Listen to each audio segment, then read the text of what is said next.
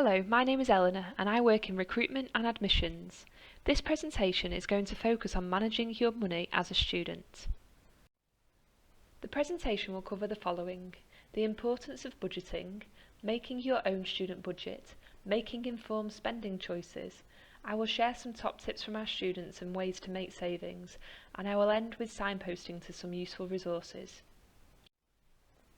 There are two main costs when going to university. The first is your tuition fees for your course, and the second is your living costs, which may include accommodation, food, travel and course materials. This presentation will focus on managing your money as a student, particularly your living expenses. We have a separate student finance presentation which goes into detail about financial support available, so I would also recommend watching that. This acronym might help you to remember a few key things about budgeting. ACE it. Avoid overspending, make informed spending choices, enjoy your spending, identify danger times, and plan the timing of your spending. In order to start a budget, you first of all need to look at your income and add this up.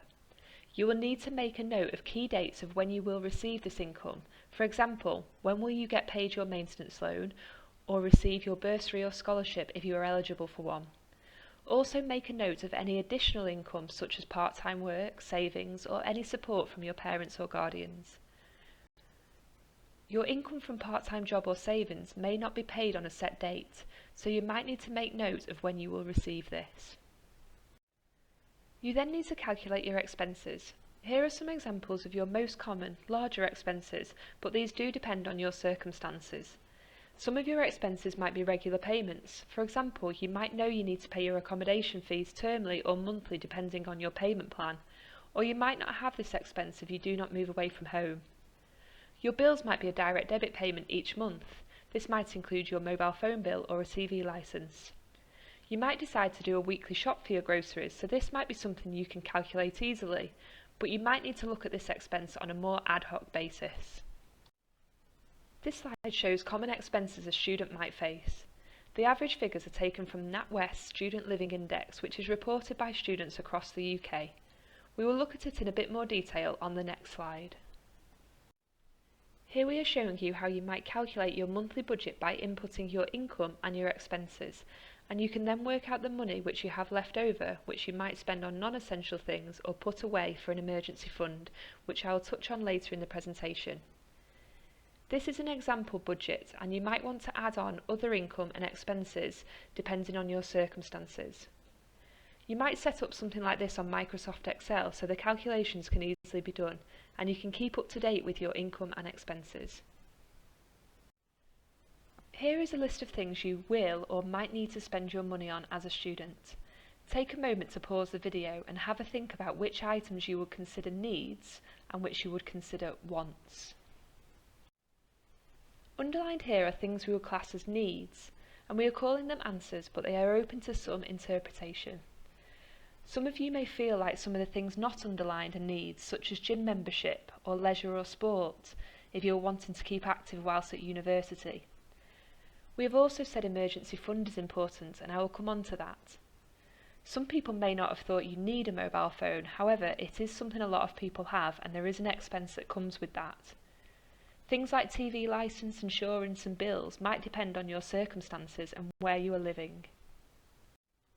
I have mentioned emergency fund a couple of times. It is important that you don't always spend every penny of your maintenance loan and other income, and if possible, try and put some money to one side in case there are any costs you haven't accounted for. We have provided some examples on the slide. The second one down is quite a common one, as you might need to secure a shared house by paying a deposit. Here are some top tips from some of our current students. George says, "To manage my money, I worked out how much I had and then used an app to track my spending. That helped me organise what I needed to buy and showed me where my money went quickly and easily without it getting too complicated." And Kyla says, "It is essential to set yourself limits, to establish a certain amount of money to spend that you cannot exceed each month. That way you can also save money that you can use in case of an emergency or if you really want to buy something specific. You should also try to plan your week in terms of activities and grocery shopping so that you can have a rough estimation of how much you will spend. We have noted some other top tips for ways to make savings. Use the resources available and plan ahead. Find out what you can get for free, for example council tax exemption. Shop smart. Save on travel. Open a student bank account. Plan your meals to save on food shopping. Borrow books from the library or buy second-hand books.